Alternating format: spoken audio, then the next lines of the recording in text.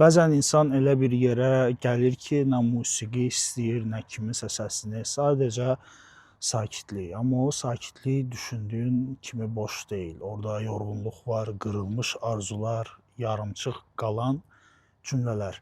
Bəzən də heç kimə demədiyin şeylər və qəribədir, elə bil nəhayət heç nə izah eləməməyin azadlığına çıxırsan. Bəzən fikirləşirəm, bəlkə də xoşbəxtlik elə budur.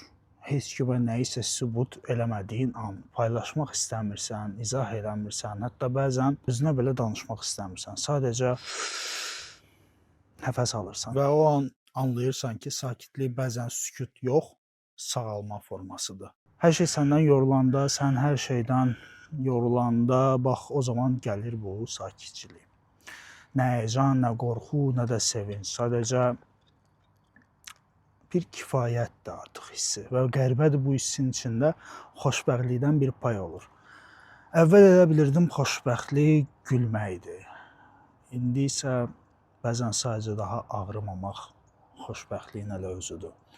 Heç kim bilmədən, heç kim eşitmədən. Amma sən bilirsən, içində bir şey dəyişib və bu dəfə sakitlik qorxutmur səni. Bu dəfə o sənə yaraşır.